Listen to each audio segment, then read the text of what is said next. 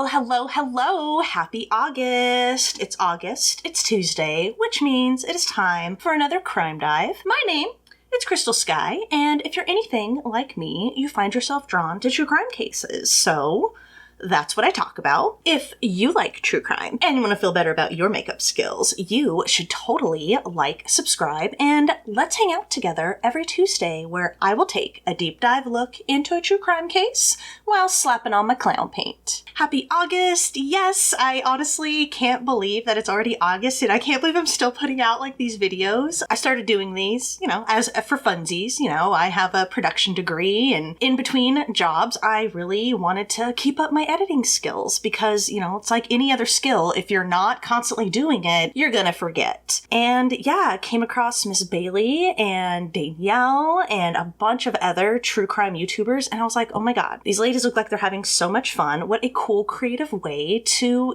do my editing skills and, kind of push myself outside my boundaries at the same time. So yeah, thank you so much for, clicking on my stupid videos and, listening to me, rant and rave every week. I truly appreciate it. And thank you so much for everyone who commented on my channel update when I was sick. Totally forgot to mention this in last week's video. Thank you so much. I'm so sorry I didn't respond. I got so behind on comments, and I am terrible at YouTube Studio. It is just not intuitive for me at all. So I'm gonna have to take some time and actually sit down and go through it. But yeah, just wanted to say thank you so much. Thank you for watching. Thank you for commenting. I do appreciate it. And yeah, just thanks for just hanging out and looking at my dumb ass.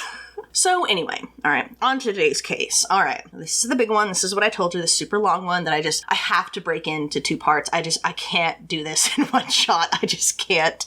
I can't. So we're gonna do two parts. This was actually one of the first cases ever suggested to me. And if you happen to be watching this, please comment, because I cannot find the comment that recommended this case to me. And I really wanted to give you a shout out. So yeah, I'm gonna try to find it, and hopefully I can give you a shout out on next week's video. But if you're the person that suggested this case, and if you just so happen to be watching this, please comment down below and let me know so I can give you a shout out. Yeah, so this was one of the first cases suggested to me by you guys, and wow, this case was really hard for me to get through just because there were so many parts that I was just so angry. All right. The book that I read about this case actually took me quite a bit longer to read just because I had to put it down and just, take a deep breath because there is such, this case is terrible. All right. It's awful. All right.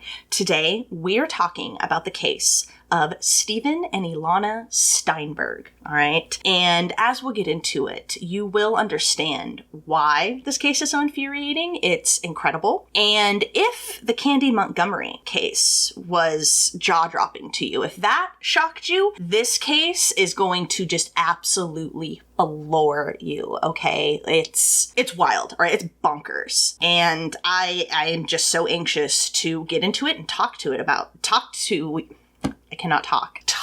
you guys about it because I have so many thoughts. That's another reason why this is probably long. There's probably some details in here that I didn't need to add, but that's sort of the vibe that I like in true crime videos, like with the YouTubers on the true crime YouTubers. I like this sort of kind of more intimate feel, like we're sort of just hanging out and talking to each other, discussing these cases. So that's kind of what I'm going for. And when I was researching this case, there was just thing after thing that I was like, oh my god, no. If I was sitting down and talking to someone about this case, I would have to bring all this stuff up. So yeah, buckle up. Today's video, we're going to be going into who Steven and Elana were, their marriage, and sort of their lives together. Then we will get into the horrible murder. So yes, disclaimer, we're going to be talking graphic description of crime scenes. I think there might be an F-bomb or two as well in some quotes from Steven Steinberg. But yeah, and then we will end today's video with the beginning of the investigation. And next week's video, we will get into the investigation and the subsequent trial around this case, all right? And it's another wild roller coaster ride, all right? It's very infuriating. All right, well, that's enough blabbering from me. Let's go ahead and let's get into today's today's case. Let's talk about Elana and Steven Steinberg. We're going to start with Elana first. So Elana Steinberg, she was actually born Elana Joy Singer, and she was born November 14th, 1946 in Chicago, Illinois, and she was born and raised in the neighborhood of Albany Park. Her parents were Barney and Edith Singer, and Elana was actually a third-generation Jewish American. In fact, both sets of her grandparents, so her paternal and maternal grandparents, they had all immigrated to the U.S. Now, Edith, her mother, met Barney, her father, when she worked her first job, and it was in the office of a commercial laundry business. It was actually the largest one in Chicago, and Edith worked the switchboards there. And the man who trained her how to use the switchboards, trained her in her job, was the boss's nephew. I was going to say boss's menu. The boss's nephew, Barney. The couple were married in Tacoma, Washington, before Barney was shipped out overseas. After Pearl Harbor, Barney had enlisted in the military, specifically the Army, and he was immediately sent to Tacoma, where he would be among the first American troops to land. Edith, who was 19 years old at this time, she took a train from Chicago to Tacoma in order to meet Barry and marry him before he shipped out. The couple were married, and 10 weeks later, Edith was on the train back home to Chicago while Barney was shipped out overseas to fight in World War II. He would end up being gone for 4 years. He finally returned home in 1946. While he had been gone, Edith took up a job in her father's jewelry shop. Her parents were jewelers, and here she polished the bracelets and the rings and the jewels. Her father taught her how to properly care for metals and stuff, and that's what she did while her husband was off fighting in World War II. Now, when he got home, Barney, he went to work for a garden and outdoor patio store in Skokie, and this would actually end up being the trade that Barney would get in. He would end up opening his own outdoor patio furniture barbecue store, because apparently, remember, after World War II there was the GI Bill, so we had suburbs cropping up everywhere. Everyone was getting their 2.5 children and their family in the suburbs, and so as such there was a huge demand for pools, patio furniture, barbecues, stuff like that. And Barney would end up working in this industry. He'd end up opening several stores and businesses in this industry. Now, their first child was Ilana. She was the firstborn, and she would end up having a younger brother named Mitchell. Now, it is said Ilana and Edith bonded from the second Ilana came into the world. The two had a very, very, very close bond. Edith said that her daughter was never a troublesome child and that they always got on very well. I guess they would spend hours shopping together because Ilana, she was pretty petite, almost too petite, to the point that she was so petite it was actually hard to find clothes in a lot of stores that properly fit her. So her and Edith would spend hours just trying to find the perfect clothes for her. And yeah, they really enjoyed this time together. They really bonded. Ilana would end up attending Maine Township East High School, and she would graduate in 1964. Now, though Ilana was very bright and did really well in school, there were no plans for her to attend college. Those plans were reserved for her younger brother, Mitchell, who did subsequently end up attending college in Arizona. Apparently, especially for this time period, this was an extremely common practice in middle-class Jewish families, such as the Singers, where I guess more of the higher education and whatnot was put on more on the males, and the females were kind of not included in those plans. Although, I don't know if that was specifically a Jewish thing. I would imagine that would just be a generational thing, because this is sort of boomer era, right?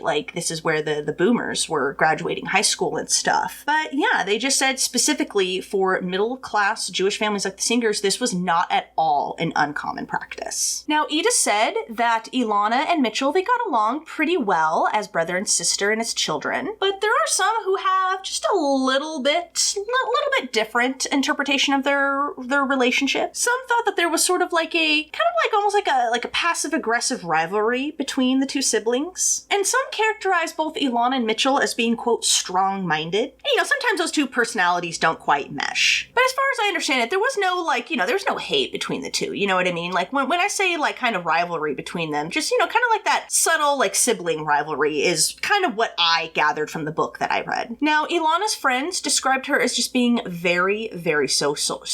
She was a very extroverted, sociable person. She loved hanging out and talking with her friends, and like a lot of high school girls, she was, of course, boy crazy. Loved talking about boys. Her friends described her as just lively, was just the one always telling jokes. Like, she was just that friend where, you were around her and you just had a good time. She was just a fun person to be around. Those type? That's how Ilana's friends described her. One of her friends since childhood, her and Ilana were friends since they were 15 years old. A woman's name is BJ Kaufman. She said of her friend, quote, "I think of her as being very, very intelligent. Some people thought she was aggressive, but it wasn't really like that. Really. She was ambitious. She wanted to be somebody, and she was proud. Ilana should have been proud. She had a lot to be proud about." And as we will get into, this will be a very reoccurring theme in this case, is, the kind of the way that they're describing Ilana here, right? There's sort of like an undertone of sort of like having to defend her, even in BJ's statement right there, right? It's almost as if she's kind of defending her friend. Like, well, no, like, she was proud and intelligent. She had, stuff to be proud and intelligent about. But if she were male, these would be described as positive attributes, right? And that is something that we will get into. That will be a reoccurring theme in this case. That age-old when women exhibit the same type of behavior that men get lauded for and get praised for, women are labeled as something else, right? It's like nags or maybe bitches or something,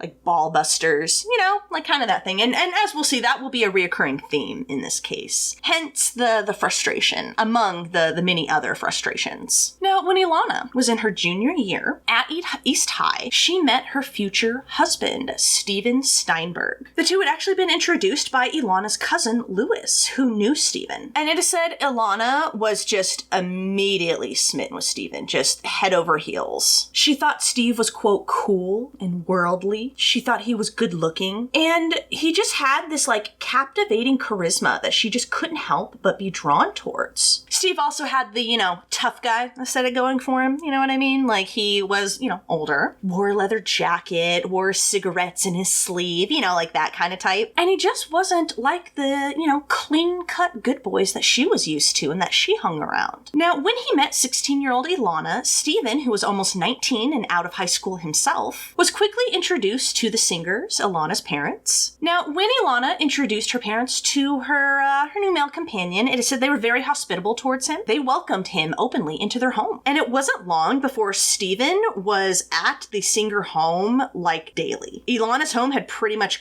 become his second home. Edith said that she felt sorry for Steven when she first met him, and she did wonder what his home life was like, because when he first was introduced to her, he, like, only had, like, one pair of pants, one pair of shoes, and she just got the feeling that he was really starved for attention and, like, emotional attention. And yeah, Steven just latched on to the singers. When Steve and Ilana would go out, they'd even take her younger brother Mitch. And yeah, it just seemed that he was really just blending in with this family, Now, let's get a little bit more into Steven. Like, who is he? Who is Ilana's new beau that she's so smitten with? Well, Steven Frank Steinberg. Don't have an exact birth date, but we know he was born in 1944 in the south side of Chicago. And we know that he has a sister named Gloria. Steve's father was a butcher, and he was described as a mild-mannered, good-natured, handsome man, and he owned his own butcher shop. Steve's mother, Esther, was a homemaker, as per tradition. Steve's father had come from a very traditional, very devout Orthodox Jewish family, so naturally, Steven was also raised Orthodox.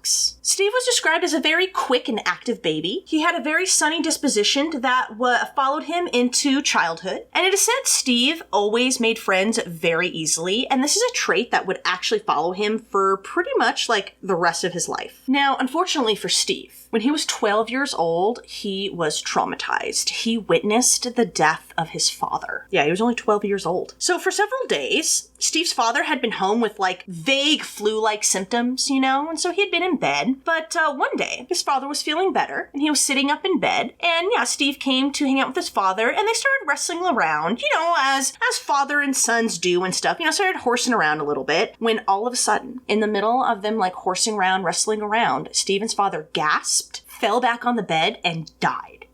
Yeah. Now, it was believed that the vague, flu-like symptoms that his father was experiencing was actually the precursor to the massive coronary that ultimately ended his life. Yeah, it was pretty traumatic for Steve. And from this point forward, Steve carried tremendous guilt about his father's death, guys. I think anybody would, right? There was always this thought in his head that, if I had not gone in there and, messed around with my dad and gotten, his heart going and stuff, would he still be around, you know? And his father's death would actually be a sore point for Steve for the rest of his life. Now, after his father's death, life apparently changed for the Steinbergs. They had to move out of their own apartment. Edith had to get a job, and they had to move in with Steve's grandparents. I'm unclear if they were Esther's parents or Steve's father's parents. I'm gonna guess her own parents. And for some reason, Steve and Gloria were sent to opposite schools that were located on opposite sides of the city. Steve said his time with his grandparents was very idyllic. His mother was strict, but loving and fair. And he said his grandparents, in the 6 years that they lived there, never once interfered with his mother's parenting nor undermined her. He said everyone was just, quote, warm and loving. And it is around this time when he's 12 and his father has died that Steven starts to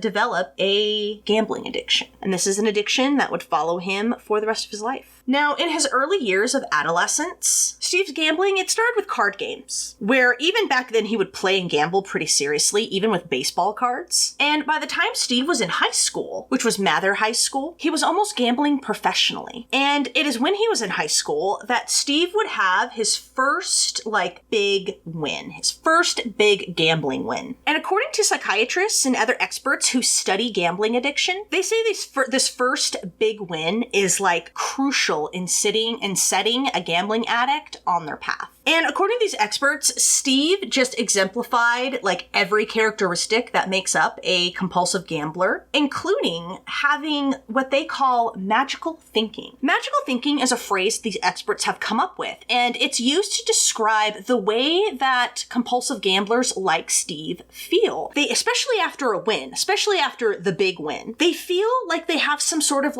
supernatural ability. They're blessed with gifts that no one else does. They are that good at gambling, you know? And after his first big win, this is exactly how Steve felt, all right? He felt that he had some sort of ability that eludes most people. He had magical thinking. Now, even his friends at this time, they concede that Steve was a pretty good gambler at this time. He was pretty good. In high school, Steve was on the track team, and he had a letter sweater, but apparently he was not indicative of sort of the mainstream population at that school. So first of all, this high school was brand new. I think Steven's class may have been the first class in there. So there wasn't really an established culture per se at that school yet, but his high school was described as one of those schools, quote, where the football team is 1 and 9 and there's a big chess club. But despite not being part of maybe the mainstream clique, Steve had plenty of friends. He was described as very handsome. Even when he was a kid and with his baby fat, he was always described as handsome. His friends described him as a risk taker, and he was always a worker. That is one thing that Steve is always described as being a worker. He's always working. And Steve had actually worked some kind of job,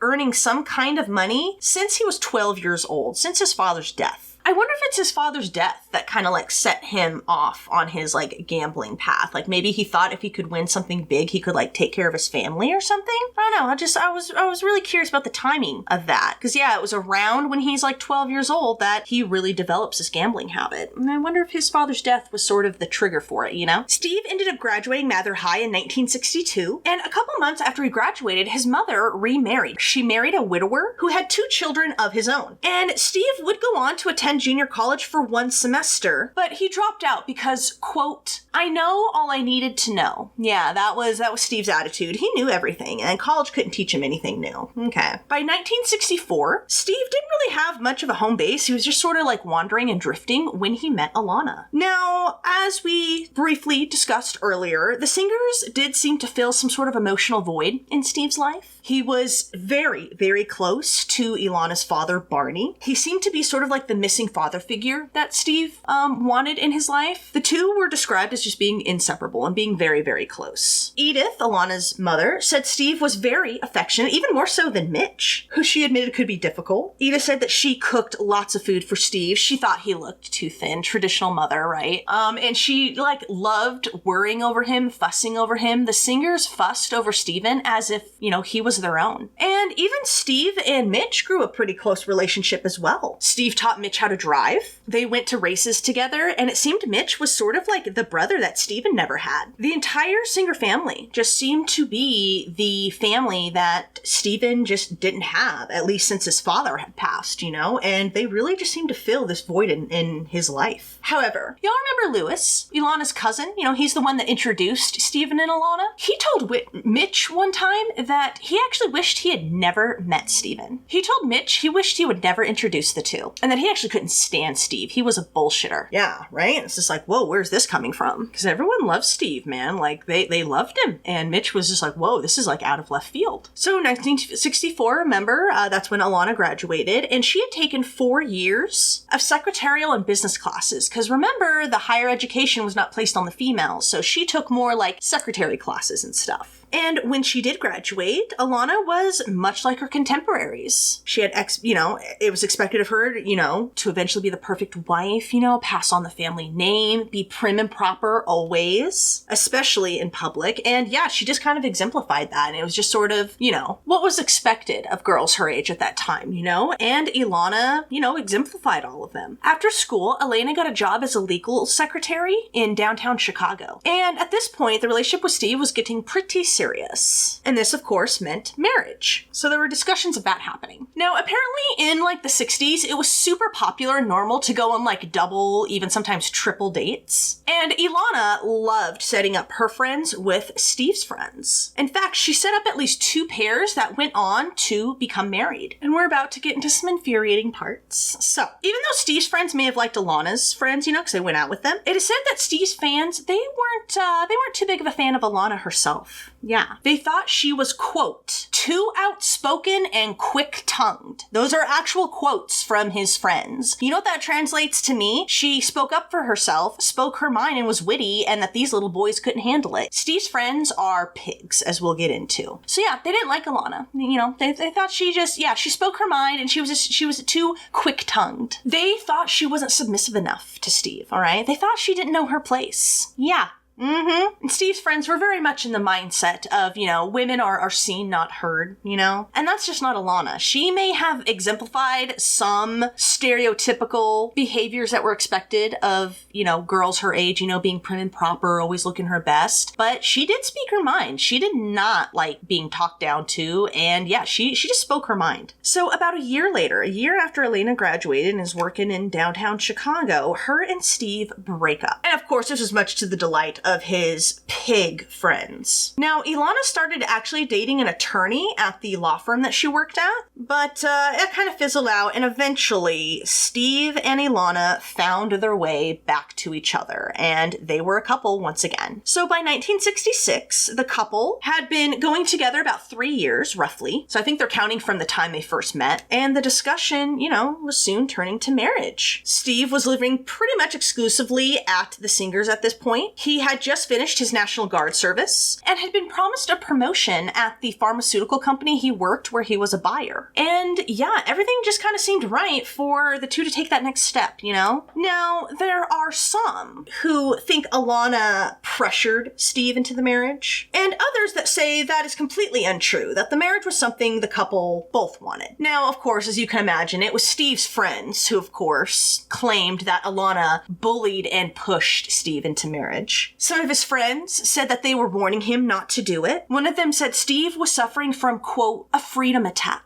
He just didn't want to get tied into it, and he could see it coming. Okay. Seems to me like if he was a real man, he would actually speak his mind and not be such a puss, but whatever. Now, Ilana's friends and some friends who knew Ilana and Steve as a couple, they disagree with this assessment. They disagree with this characterization. They said there was romance on both sides, and the marriage was a decision they came to together, and there might have been maybe a little more coming from Ilana's side, but I don't know. The way that they were characterizing it, it was sort of how I gathered, this is how I interpreted from what I researched and what I read in the book, is that it was sort of like, Ilana was at that point where it was like, shit or get off the pot, She was like, well, I want to move on and want to get married, like, are you down for this or not? That's kind of how they characterized it, you know what I mean? Like, she was ready at that point in her life. She was ready to take the next step. And I don't think there's anything wrong with, hey, having a discussion, be like, yo, this is where I'm at. Are you in the same place? So Elana and Steven did end up getting married. They were wed on May 29th, 1966, when Steve was 22 and Ilana was 19. And the ceremony was described as elaborate, beautiful, and a traditional, lavish Jewish wedding. Though it is said the cost was a little bit of a tight squeeze for the singers, but they were determined to give their daughter a beautiful wedding. They were determined. They went all out. They rented some grand ballroom at Blackstone. And yeah, the whole ceremony, everyone was describing it as just like so gorgeous. However, the wedding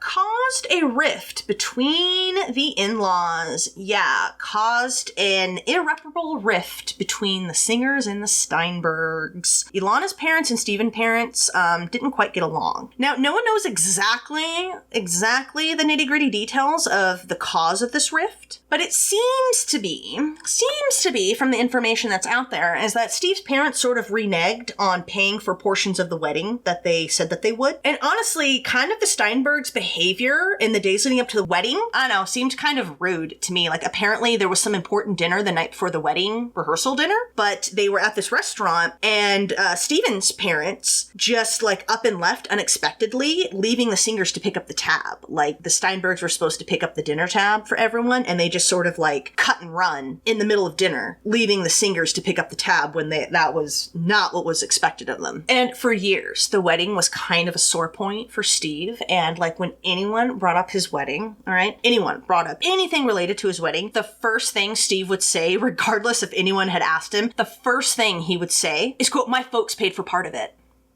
Okay. Now, Edith, she thinks that, like, Steve was just kind of embarrassed by, his family's behavior and sort of them reneging on paying for part of the wedding. But whatever the rift between the in-laws was, Steven and Ilana seemed happy together, and so they started their married life together, and they seemed pretty happy. They would go on to have 2 daughters, a daughter named Tracy, who was born in 1969, and a second daughter named Sean, who was born in 1975. Ilana worked for 3 years after the couple was married, but decided to be a stay-at-home mom after Tracy was born. Money didn't seem to be a problem for the couple. Elena, was out buying furniture and furnishing their new home. They were always going out, always traveling and stuff. So money didn't seem to be too much of a problem. Now, Ilana, she knew that Steve gambled and that he would like go to the track and stuff like that and would gamble. But at first, it didn't really bother her. Apparently, Ilana herself had grown up around gambling, and, there didn't really seem to be any financial problems. So, she was like, what's the BFD,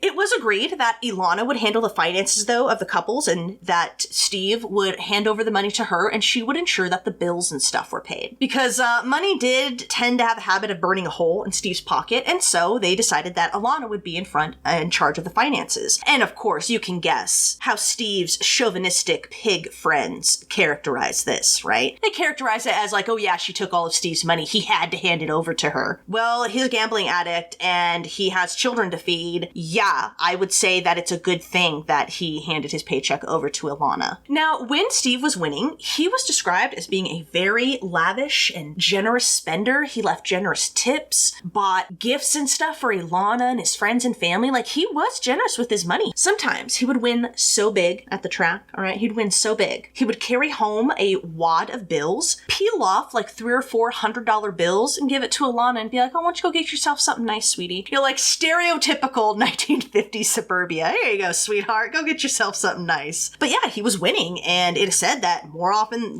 more than once, he would come home and just peel off a couple $100, be like, here you go, sweetheart. Go get yourself something nice. Go get something to spruce up the house or something, Like I said, they often traveled and vacationed. One of the places they visited often was one of Steve's favorite place. Can you guess? Las Vegas, Nevada. Yeah, that was his favorite place to travel, and it is in Las Vegas where Steve would have the first big loss of his life. Now, before this big loss in Vegas, all right, Steve's gambling, his win-to-loss ratio was starting to even out a little bit. He would borrow like $20 here or there from a friend, just to place a bet or play a hand of poker. And this was usually something that he could pay back sometimes, with the very next hand or like that same night. And it usually, wasn't a problem. But this big loss in Vegas, it was different. And it was different because it had to be concealed from Ilana. And it's actually said from this point onward, Steve would start gambling and placing bets in order to recoup losses and to like pretty much break even, not to win new money or any of that. And thus his slow, steady gambling decline would begin. Now, his friends, of course, helped conceal any losses from Ilana.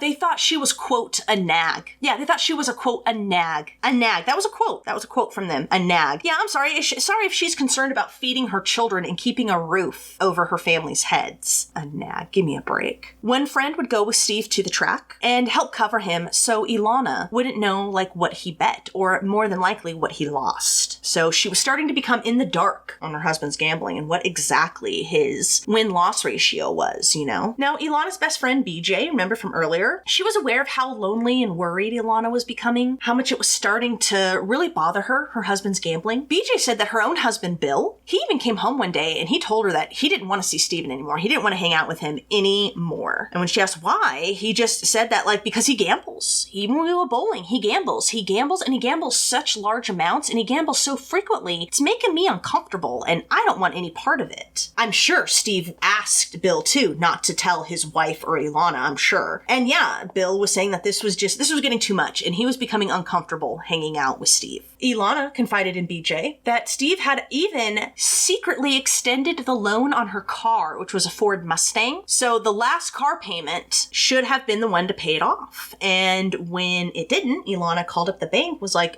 yo, what's up? Like, my car should be paid off. And they're like, no, your husband was in here and he extended the loan on your car. Are you not aware? Yeah, he did it behind Ilana's back. But Steve would do much more devious and sneaky things to hide his gambling and also attempt to cover his losses. So suddenly, strangely, unfortunate things began to befall Steve, and he was involved in quite a string of thefts, guys. This guy, he is either the most unlucky dude ever because he gets robbed all the time, or he's full of it. I'll go through everything and you can decide. Now, the first robbery happened when their first daughter Tracy was still a baby. The family was living in an apartment in Des Plaines in Chicago, and when Steve was at the apartment alone, Ilana and baby Tracy were out, he was robbed, guys. He was robbed in his own apartment. 2 burglars broke in, and Steve told the police that the men had bushy hair and bushy beards. He claimed they tied him up, put him in a closet, and then took all of Ilana's jewelry. And this was family jewelry that she had gotten as gifts over the years, that she had inherited, jewelry that she received as wedding presents. It was all gone. And no one doubted Steve's story. No one doubted it. It was just like, oh my God, like, it's so unfortunate. Like, nobody doubted it. There was no dispute about the insurance payout. And one of their investigators who actually was called to the scene was actually a relative of one of Steve's friends. So of course, like, the police didn't think anything of it. Later, there was another burglary adjacent to Steve. This time, Edith was robbed. Yeah.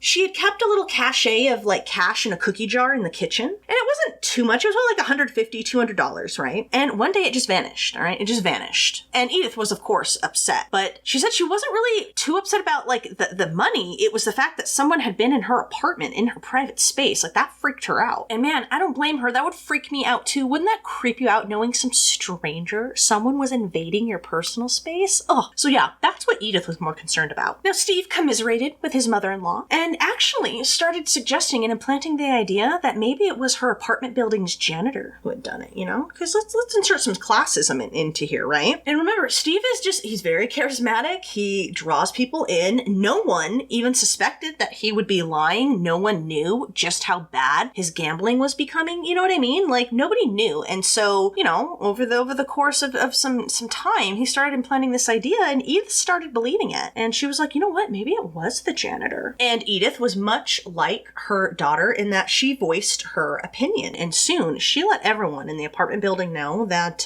she suspected it was the janitor who had robbed her. And one day, the janitor's wife angrily phoned up Edith and just went off on her and was like, how dare you say this? Like, my husband had nothing to do with this. What the hell? And by the way, good for you, janitor's wife. I don't know your name, but good for you, janitor's wife. I would be so peeved. How mad would you be? Now, around the same time that all this was going down, Steve was actually working for Barney. And at this point, Barney had a few business partners that he did business with. So Steve was working for them, and they had opened up several pool and patio stores. Remember, that was his trade. And Steve managed one of these stores. And one night, when Steve was the last one in the store, guess what? The store was robbed, and was robbed of $4,000. Now, Steve immediately pointed the finger at the store's bookkeeper, but I guess Barney's business partners, they didn't believe it for a second. I don't know if they didn't quite like Steven before this, but yeah, they immediately suspected Steven. Not sure if they didn't like him before. Maybe it was the fact that he was the last one at the store. I don't know, but they weren't buying Steve's story. However, Barney did, and this caused some conflict between Barney and his business partners, and eventually it caused an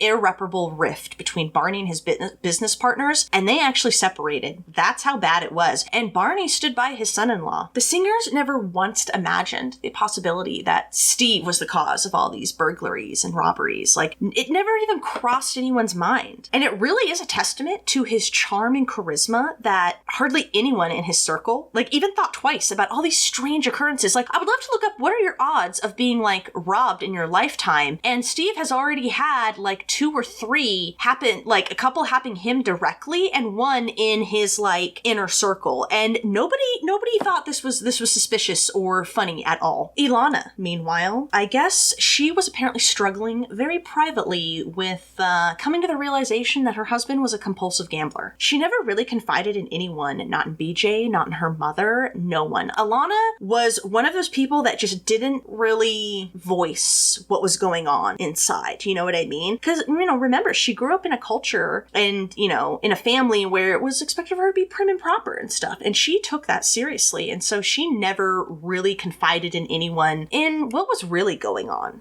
Psychiatrists and experts who study gambling addiction, they say it's actually quite common for spouses of gamblers to not confide in anyone and to actually feel embarrassed, maybe even a little ashamed. And it's very common for them to just kind of ignore the situation and not address it at all. And that's almost kind of what Ilana did. She was sort of in denial. And so to distract herself, she just threw herself into her homemaker role. She just got really into interior decorating and just decorated the house, really took care of it, made it beautiful, really dug into being a mother. She was a very active mother and homemaker. That's what she really dove into to sort of like help combat and help deal with what was going on. And also it was part of her being in denial, right? She's kind of distracting herself. And this was all a welcome distraction from Steve's activities, which included implausible excuses for missing money, raids on bank accounts, and even on their children's piggy banks. Yeah. Eventually, Steve's activities behind Ilana's back, they escalated to the point that he had an affair. Yeah.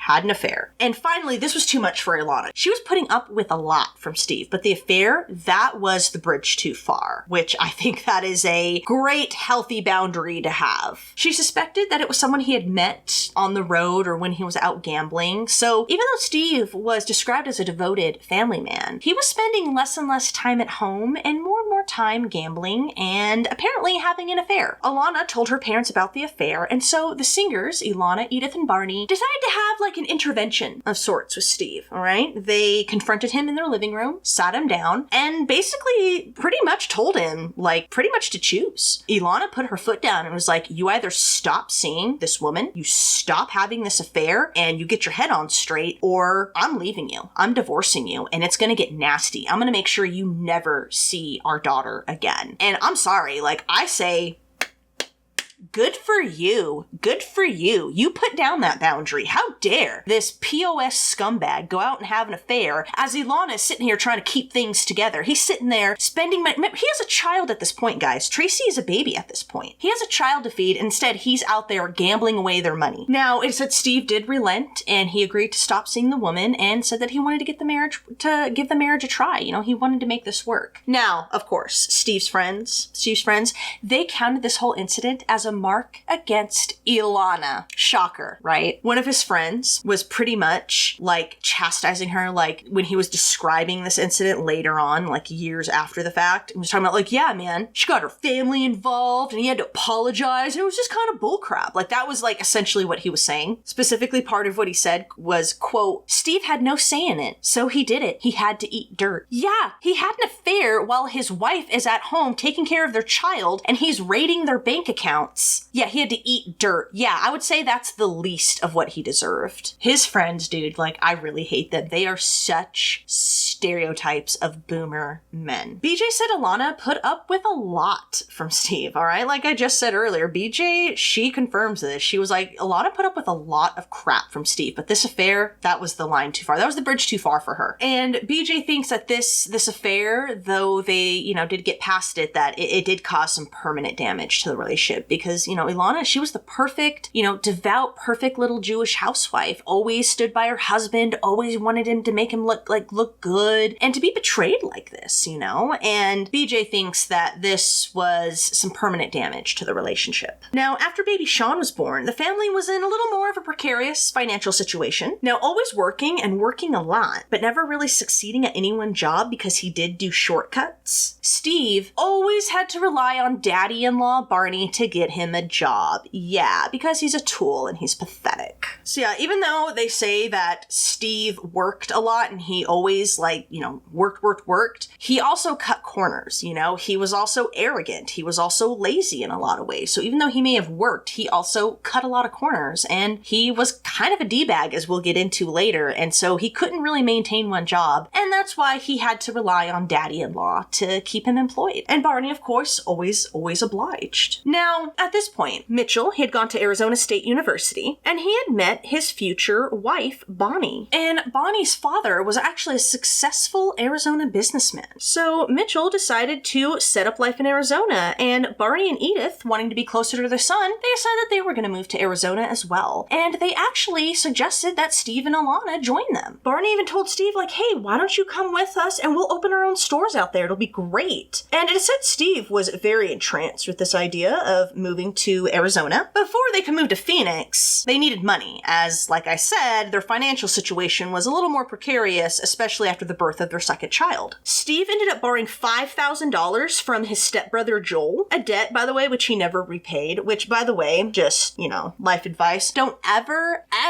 loan out money to anyone, family or not, that you are not ready to lose permanently. Just little life advice for you. Now, the Steinbergs' home in Chicago sold immediately, mainly due to Ilana's elaborate upkeep of the property. And then after their home sold, Ilana, 6-year-old Tracy, and baby Sean all headed out on a flight to Arizona in 1975. And when they got to Arizona, they stayed with Ilana's parents as their home was still being built. Steve stayed behind in Chicago to drive the couple's cars down to Arizona. He was going to drive his own car, and then he told Ilana he was going to have a buddy drive her car down. Now, after Ilana left, another strange string of crimes happens to Steve, you guys. So one day, Ilana got a phone call at her parents' house. There was some strange man on the other line, and he told her that her car was in New Mexico, that it had blown up, and he was just going to leave it there. She was like, who, what? Like, can you imagine getting that kind of phone call? So she was, of course, like, flabbergasted. She, of course, called Steve and was like, yo, what the F? And Steve just assured her, like, oh, no, there's been a mix-up. I will take care of it as soon as I get into Arizona. Don't you worry. So when Steve got into Arizona, he told Ilana he was going to go to New Mexico to pick up her car. There had been some sort of mix-up or a mistake, and he was going to straighten it out. However, when he returned back home, sans Ilana's car, he told her that it had actually been demolished and he's going to, quote, make the bastards pay. But, yeah, nothing ever came of that. That was it. However, for his friends in Chicago, Steve had quite the tale to tell. He said he had almost been killed by some men. They had confronted him, pushed him under the hood of his car, and drove real fast. He told his friends that he had to escape because they were going to kill him. But instead, they just took Ilana's car and junked it. They wrecked it, and now it was just a pile of junk. And without asking for any other details or like what the hell, his friends just gobbled it up, just ate it up, and they were just like, yeah, of course. Like, of course. I too have run into strange men who push me up on the hood of my car and then destroy my said car. Okay. It is said the transition in lifestyles from Chicago to Phoenix was pretty stark for both the Steinbergs and the Singers. The neighborhoods that they lived in were much more lavish. They were newer. Homes were more elegant. The cars they leased were newer. And the whole culture in their new area was just very like upper middle class, you know, and they really like dove into it. And they really seemed to blend in. But in actuality, they were all living on like a razor's edge. The homes had large balloon payments that were going to be due down the line. The cars were leased and, you know, like weren't there. So like, though they seemed to be enjoying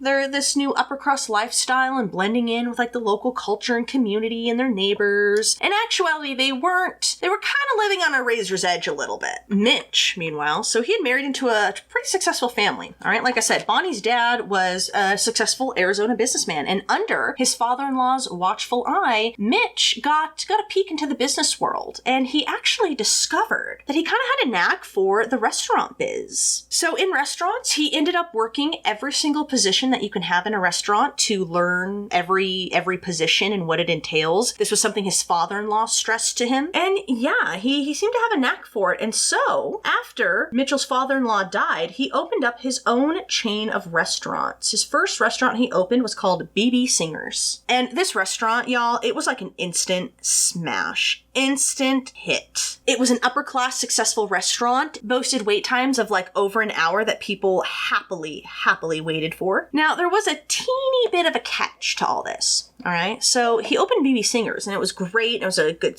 instant smash. They're rolling in the dough. People are coming and hanging out and it's great, right? But there's a small catch to Mitch's business model here. So Mitch had put little to no capital into the business itself. The whole setup was actually a turnkey operation that was operated by the landlord who owned the property the restaurant was on. So Mitch paid the rent and rented and leased equipment and didn't buy anything himself. I don't know how uncommon or common it is for restaurants to lease equipment. I know that stuff can get super pricey, but yeah, so he had, rent to his landlord due, and he also had to pay rent and lease on the restaurant equipment. And of course, he used the profits from the restaurant to pay this. But yeah, in the end, Mitchell himself didn't really own anything, And of course, this meant that if the cash flow at BB Singers ever dried up, he was going to be in big financial trouble. So it was kind of shaky, but restaurants are already shaky endeavors as it is, right? I'm pretty sure they're one of the riskiest business ventures you can take, isn't it? But yeah, so far it seems to be working for him, right? Super successful. And because this was like an upper class restaurant, Mitchell ended up making some very important, influential connections in the town. And he even started drawing financial backers and stuff. So it was starting to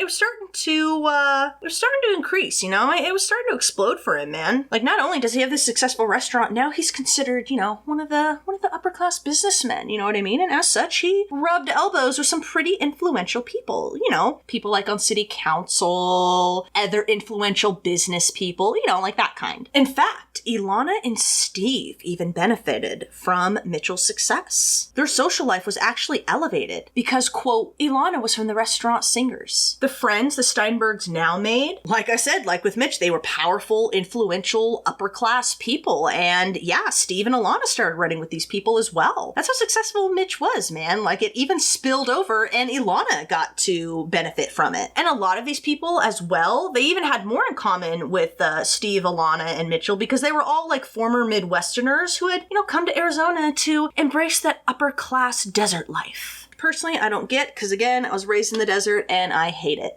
Oh man, this silver stuff is getting everywhere. there. So anyway, Mitchell's opened his business and it's successful, right? Well, what about Barney and Steve? Remember, they were going to open their own business. Well, they did. They opened their own pool and patio store in Arizona. And yeah, initially it was pretty successful as well. Both of them, it said, worked hard and diligently to build it up from the ground up. And yeah, it said money was going out as fast as it was coming in. And yeah, it seemed to be pretty successful. However, there were some small snags. Steve apparently had a problem paying the store's distributors and suppliers. He never paid them on time, if at all. And he'd always smart off to them when they demanded payment, saying that they could, quote, call his lawyer. Apparently, Steve had a way of kind of knowing like the loopholes and stuff of the laws. And basically, yeah, pretty much found out how to sort of legally kind of scam these suppliers. And he just was, really, really adept at squelching out of his debts, wiggling out of them. What a shock. So a year later, guys, guess what? Steve has another tragedy happen to him. This guy, he must be the most unlucky guy on earth. So a year later, on 4th of July, 1976, Steve, guess what, guys? He was robbed again. Can you believe it? This guy, man, it's just so unfortunate. He told the Phoenix police that a guy on a chopper had pulled up to the plaza where the store was, and Steve said that the man forced him into the back office. This was located in the rear of the store, so he forced him back there. He supposedly fired a shot into the water cooler, and a bullet from a .38 caliber gun actually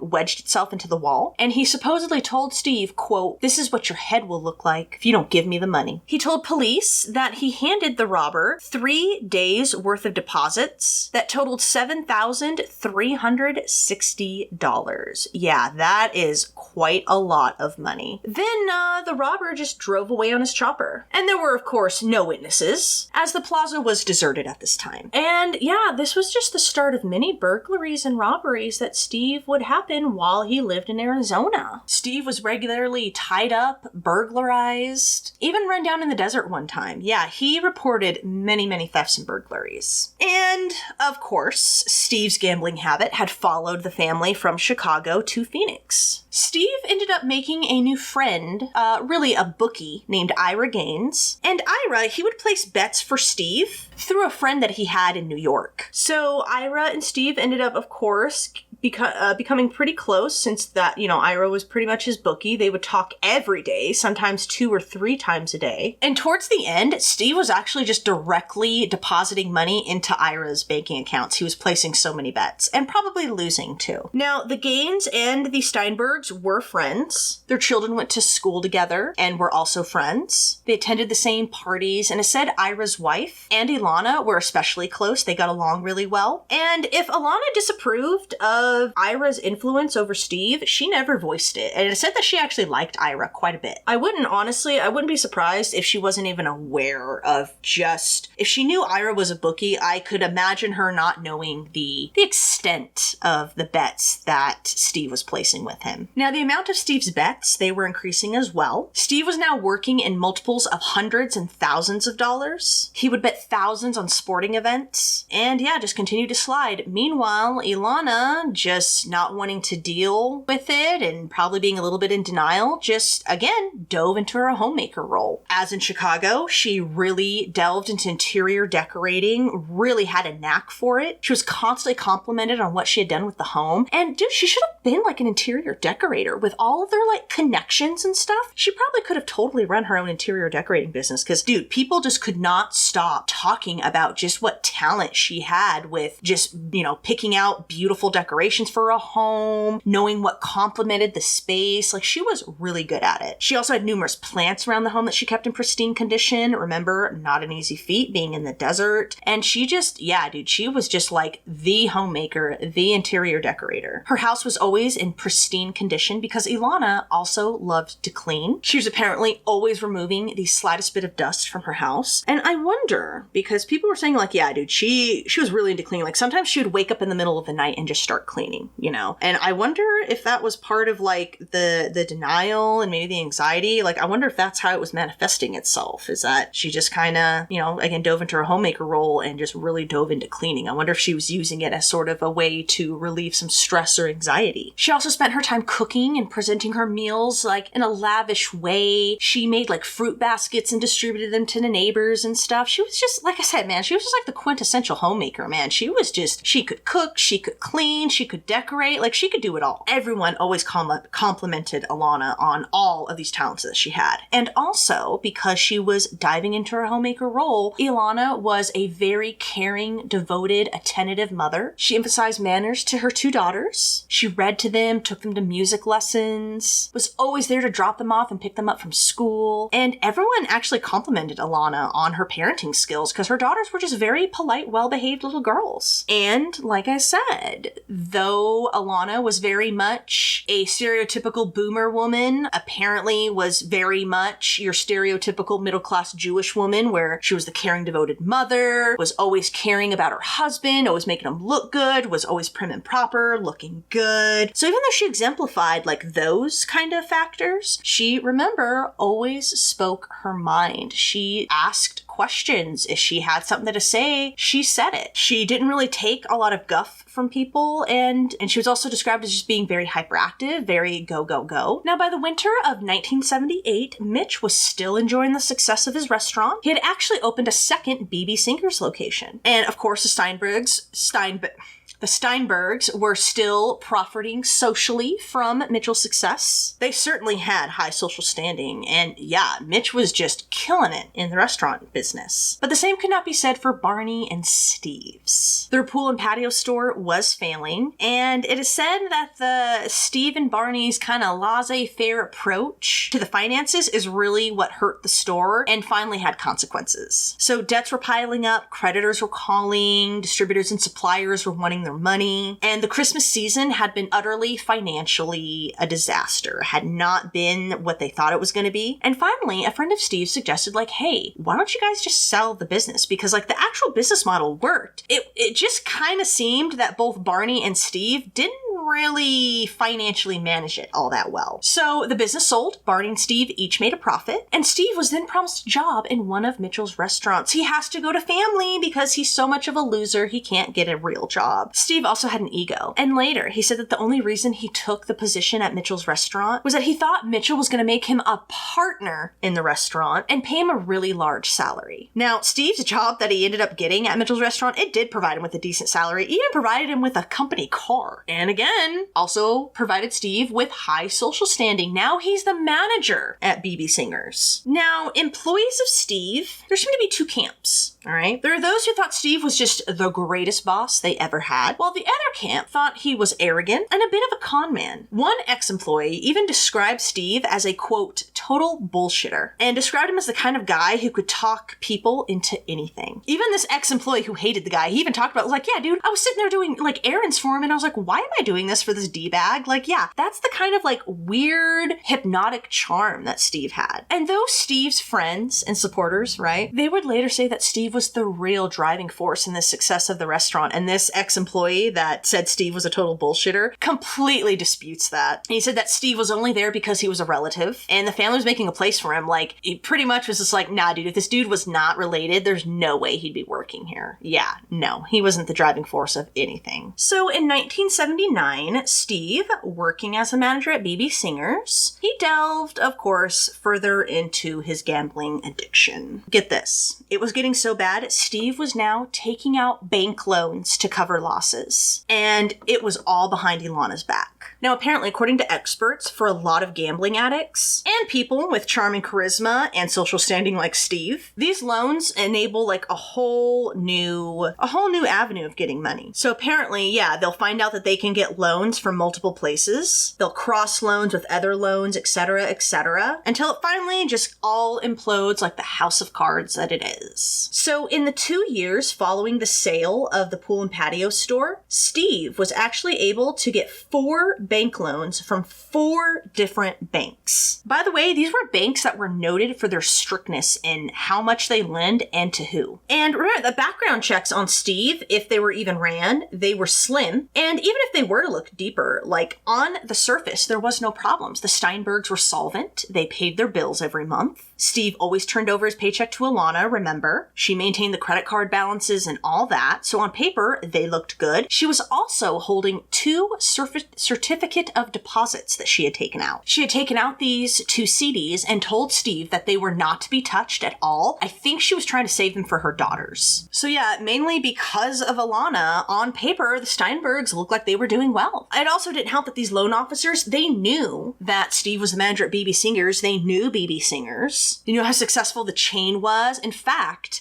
Mitchell was getting ready to open a 3rd location. It also probably didn't help that these loans were relatively small as far as bank loans go. They were all less than $10,000. And Steve would also tell the loan officers that he was actually a partner in the BB Singers restaurants, and these loans were actually for investments. Also, Steve signed all the paperwork for these loans in Ilana's name, unbeknownst to her. Steve found a whole new way of getting capital, and boy howdy was he flying high. Most especially when in that same year, 1979, he went to Vegas and won big. In fact, this would be the last big win that Steve would have. He returned home with liquid cash in his hand, and the first thing he did when he got back to Arizona was buy Ilana a brand new Cadillac with her initials engraved on the side. By the way, Ilana did not ask for this car. Steve just did it as, one of his gifts. Remember, we said earlier when he was winning and he had cash, he was very generous and lavish, and he bought gifts for Ilana and everyone, surprise gifts. The Steinberg social status continued to climb, and yeah, soon their social circles just included lawyers, doctors, professional businessmen that had their own businesses. Like, none of these people worked for someone else. The Steinbergs would put on parties, and Ilana would always get complimented on her hosting duties. Nothing was too much trouble for her guests. And Ilana's Scottsdale friends, where they lived in Arizona, described her much like her Chicago friends did, and that she was just lively and fun and vivacious. She just had this vitality about her that was just infectious. People loved being around her. It is said Ilana also had a special way with children. She was like that adult that got down on the children's level when she talked to them. And yeah, it is said that the kids really loved her. Now, like I said, Ilana,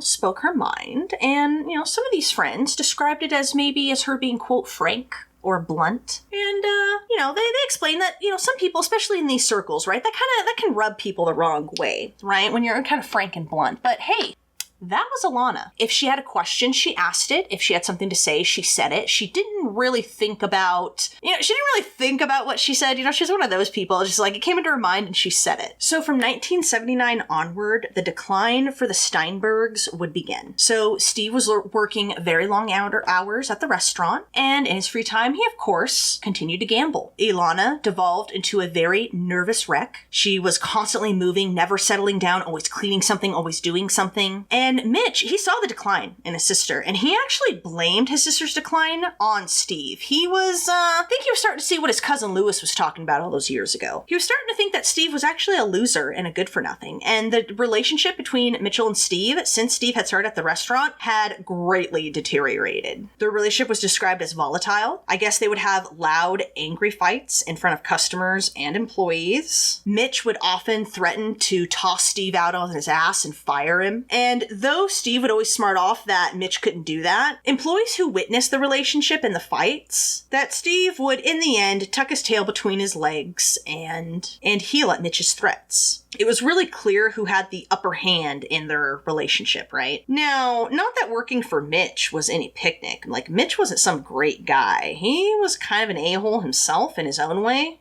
He was kind of an a-hole, known to have a temper, but so did Steve. Steve also had a temper. In fact, one of the bartenders that worked there said that one time, Steve and a delivery man got into a really heated argument, and Steve actually went for a knife. and the bartender had to like step in and like break it up. But though Steve was known to have a violent temper, it is said that he was actually the buffer between Mitch and the employees, and also between Mitch and his creditors and suppliers, because Mitch, quote, didn't give a damn about what he said, kind of like his sister. Now, when he thought Mitch was leaning on him too hard or not being fair, Steve would always go home and cry to Ilana, who of course always took her husband's side, and she never shied away in telling Mitch about whose side she was on. Meanwhile, Steve was continuing to gamble away, sitting at poker tables, betting on sporting events. He even lost $10,000 on the Super Bowl of 1980. And gamblers around this time of Steve's gambling described him as, quote, a lousy gambler, a dumb gambler. He would place outrageous bets. He would never fold, even when he should have. He would never fold, never back down, regardless if it cost him. He would even try to borrow money from other players, some players that he had just met that night, by the way. Yeah, he was fallen and fallen hard. In December of 1980, BB Singers opened their third location, and Steve managed this new location. And once again, during Steve's tenure as manager there, a string of thefts and burglaries befell the restaurant. So from the time that the restaurant opened until the time that Steve no longer managed it, there'd be a total of 6 thefts reported. Each time, the thieves took between $3,000 and $5,000. Yeah, 6 robberies at this location that Steve managed.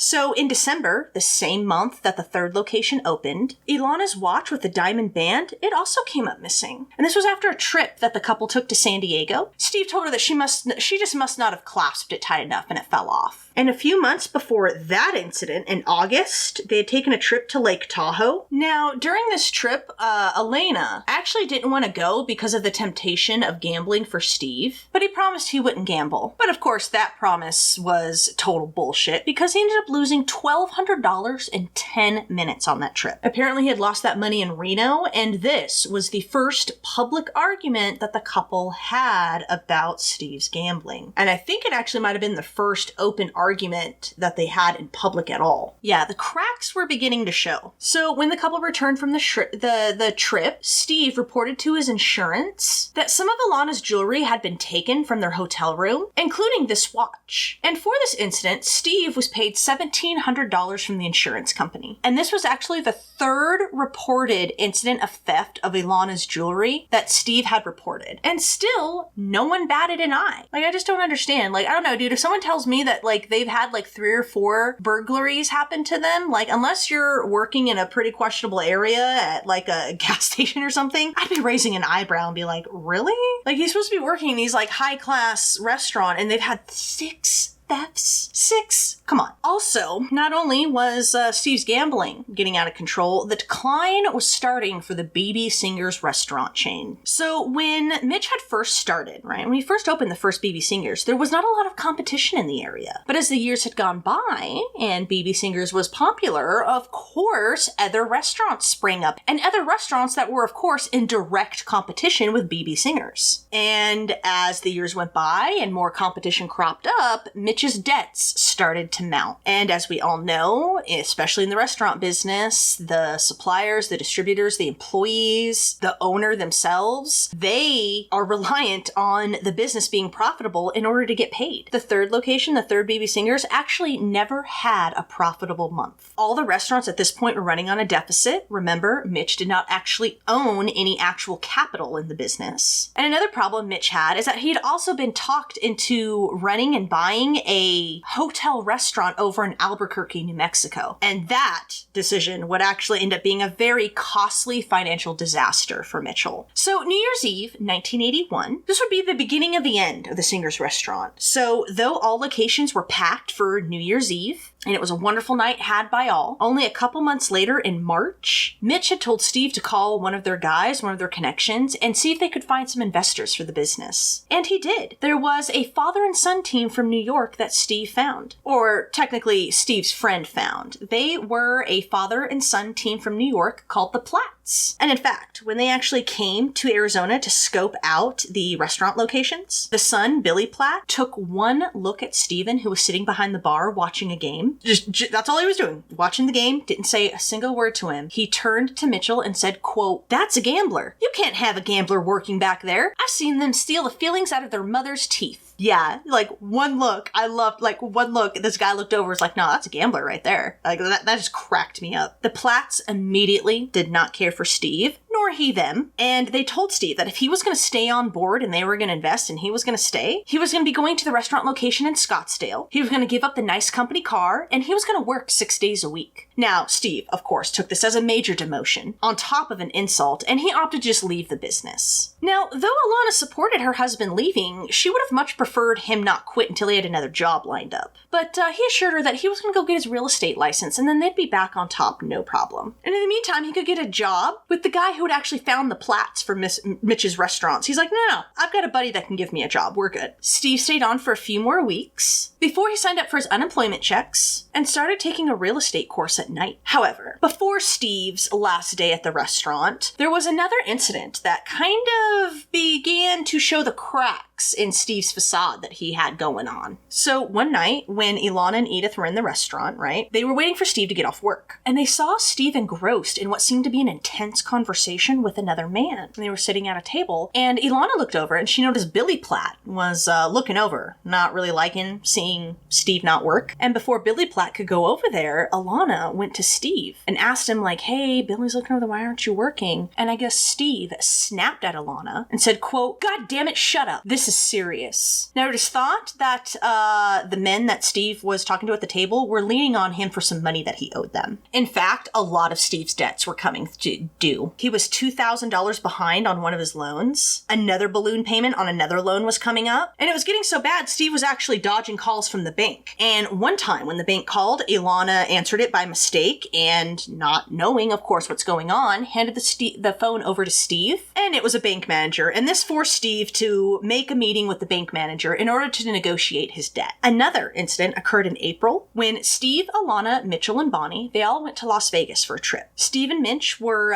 gambling at in the pit at Caesar's Palace, and at around 1 a.m., Mitch was headed up to bed. He tried to get Steve to join him, but Steve wasn't interested because for once he was actually up. He was actually winning. And Mitch said about an hour after laying down, he received a phone call from the pit boss of the casino. He told Mitch that he'd better get downstairs and get downstairs fast because Steve had signed Mitch's name to a bunch of vouchers, and these vouchers totaled $9,000. Yeah, Steve had signed Mitch's name to $9,000 worth of vouchers, and it turns out Steve had actually lost everything, and he ended up signing Mitchell's name to a $9,000 marker. So Mitch ended up giving the casino his $4,500 that he had in winnings. He had won $4,500 that night, so he gave him that. And Mitch said, I think this is probably the first time that anyone was realizing how bad Steve's gambling was. Mitch said when he went to his safety deposit box to get the $4,500 in cash, Steve tried to knock the money out of Mitch's hand, and he shouted, quote, "Let me have it, Mitch. I'll get it back. I swear I will. I'm going to win." Yeah, he was like freaking out. Mitch said that like Steve was covered in sweat. So much so that it was actually coming through the leather jacket that Steve was wearing. The casino let Mitch write a line of credit for the $5,000 that he still owed, and he was able to send them a check as soon as he got home. Now, when they got back to Arizona, Mitch confided in his mother about the whole thing, and he actually said to her that Ilana should leave Steven for her own good. And in fact, because these are, the singers we're talking about, Mitch actually called up Ilana and told her just that she should leave Steve. But of course, she just hung up on him. Now, somehow, though Mitch promised Steve that he would not tell Ilana of this Vegas incident, somehow Ilana found out, and the couple ended up having an argument about it. In May of 1981, before the events of today's case, Steve placed his last big bet. And this is what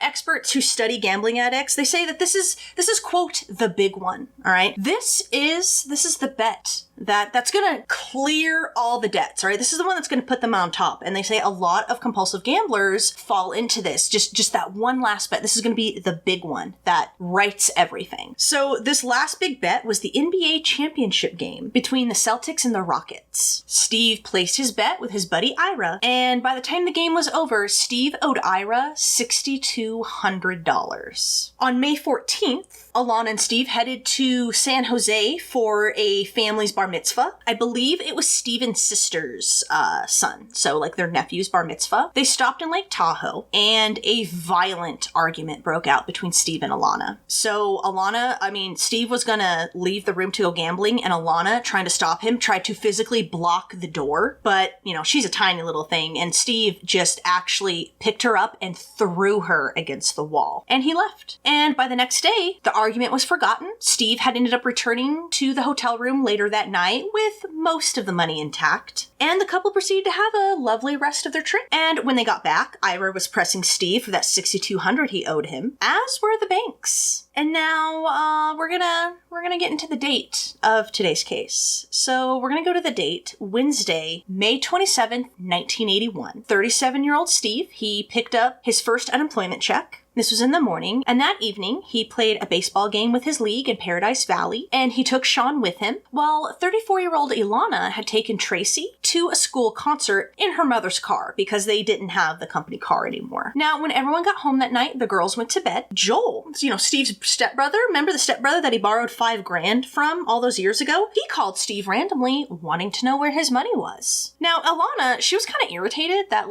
Joel was even calling this late, and calling and asking about that money all these years later. She thought it was a little annoying. And so they kind of talked about that, and then Ilana went to bed. Now, at around 11:30 p.m., Mitch was awoken by a phone call. It was from one of the night managers at one of the restaurants. Specifically, I believe it was from the night manager at the third location. Guess what? They had been robbed yet again. The manager said that when he had gone to the back office to deposit cash register receipts in the safe, he found the safe wide open, door wide open. The cash from that day's profits was gone, as was a customer's wallet that they had found. They were all missing. Now, at 12:07 a.m., so technically we are on Thursday, May 28th, 1981, so 12:07 a.m., 911 dispatch received a distressed call from Steve. He said his wife had been murdered, and he was trying to stop the bleeding. Tracy then gets on the phone. She identifies herself, and she begs the police to come help. Tracy would later recount the events of that night, saying that she had gone to bed and had been awoken to the sound of her mother screaming, "Tracy, Sean, Steve." And then she heard nothing. Tracy called out to her mother. She didn't receive an answer. Steve then appeared in front of his daughter's door, frantic and panicking. He told her to shut her door and keep it closed. Tracy said she wanted to check to see if her mother was okay, but Steve wouldn't let her. And he repeated his instructions and told her to call 911. And she said that she didn't know how. And so he did it. Tracy said that she did as she was told as her father was calling 911, and she waited in her bed. She would also later say that at some point that night before 911 and the police got there, that her father did wash his hands. Now, multiple officers ended up arriving on the scene simultaneously. Steve immediately greeted them all by bolting out of his house. He was barefoot and in his bathrobe, and he shouted, quote, "They killed her! They killed my wife! There are two of them! They're gone! They went out the back door and over the fence!" He pointed towards the back of his house as he was shouting that, and his other hand was wrapped in a towel as he came out. So he's in his bathrobe, hand wrapped in a towel, and he's telling cops oh my god, they killed her and they're going out the back door,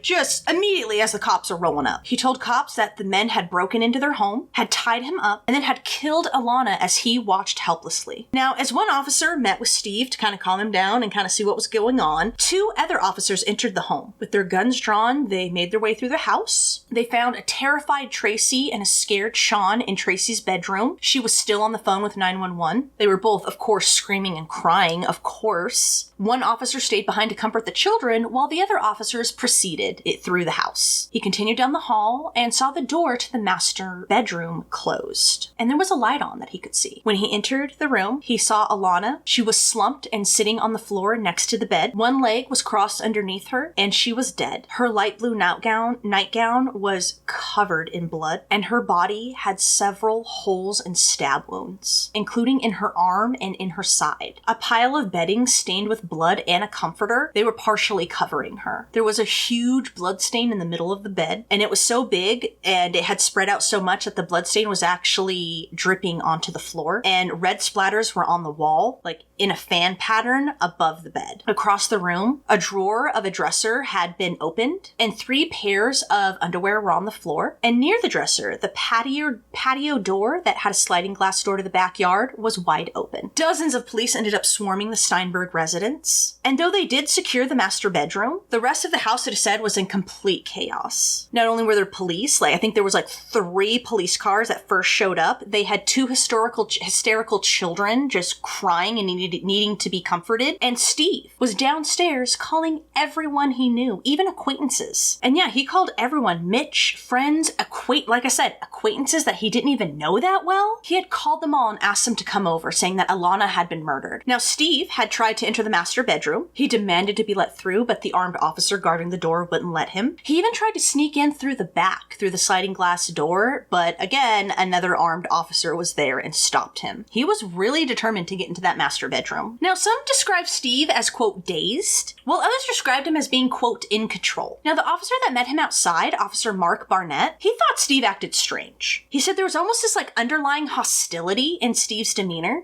He found it just really odd and strange. And when Barney and Edith got to the scene, Steve, it is said, wouldn't even look them in the eye. In fact, he hadn't even called them, guys. He hadn't called them. Mitch had called them to the scene. And he wouldn't even look Edith or Barney in the eye. Edith, through tears, was wondering where Steve had been as her daughter was being stabbed because Steve, quote, was a big, strong man. Now, when they had first pulled up to the scene, Edith said that she attempted to comfort Steve and attempted to hold him into a hug, but he immediately rejected her, just wouldn't even let her touch him.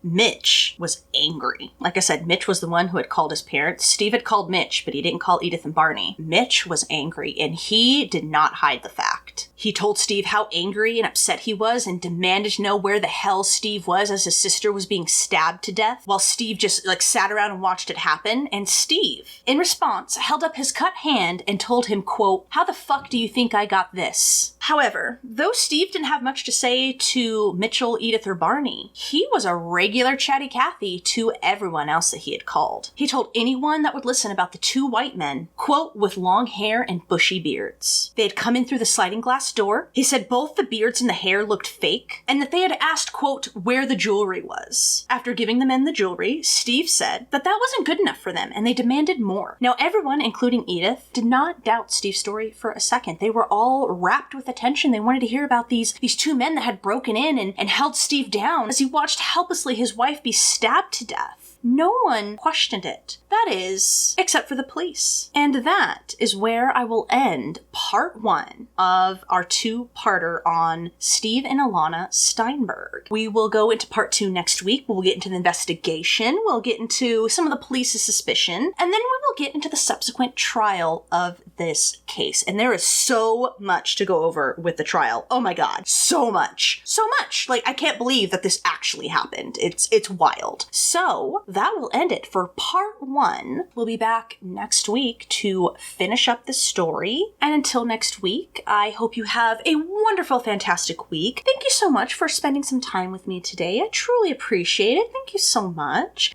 And if you happen to be the person who recommended this case for me, please go ahead and comment so I can shout you out. And until we meet again, I hope you, stay safe out there. Remember, don't be a twat, all right? Just don't be a twat waffle. Just be a decent person when you go out there, all right? Everyone's dealing with different stuff, and they really, you don't really need to add on to people's troubles by just being a dick, just be a decent person, all right? And that will do it this week for Crime Dive. I will see you back here next week for part 2 of the Steinberg case, and y'all, whew boy, it's gonna be very frustrating. Alrighty, I will see you guys next week. Take care. Thanks again for hanging out with me. Bye-bye.